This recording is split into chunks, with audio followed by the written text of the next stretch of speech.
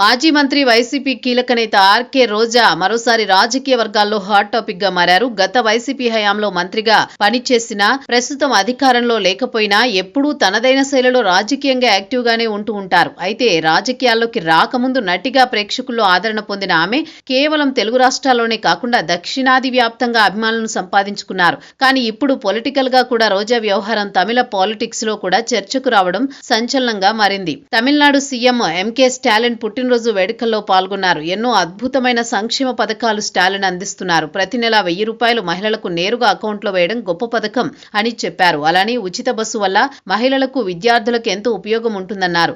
ఆంధ్రప్రదేశ్ రాష్ట్రంలో నేరుగా మహిళలకు డబ్బిస్తామని చంద్రబాబు హామీ ఇచ్చి 2 ఏళ్లైనా ₹1 ఇవ్వలేదని విమర్శలు గుప్పించారు. దీంతో త్వరలోనే తమిళనాట అసెంబ్లీ ఎన్నికలు జరగనున్న నేపథ్యంలో డీఎంకే తరపున రోజా ప్రచారం చేయనున్నారా అని జోరుగా చర్చ నడుస్తోంది. అంతేకాకుండా గతంలో సనాతన ధర్మం వ్యవహారంలో కూడా డిప్యూటీ సీఎం ఉదయనిధి స్టాలిన్ వ్యాఖ్యలపై పవన్ సహా కూటమి నేతలు విమర్శలు గుప్పించడం అందరికీ తెలిసిందే. ఇద్దరు నేతల మధ్య ఇండైరెక్ట్ ట్వీట్ వార్ నడిచింది. దాంతో రోజా డీఎంకేకి మద్దతు ఇవ్వడం, ప్రచారం చేయడం ఖాయమంటూ రాజకీయ విశ్లేషకులు సైతం అభిప్రాయం వ్యక్తం చేశారు.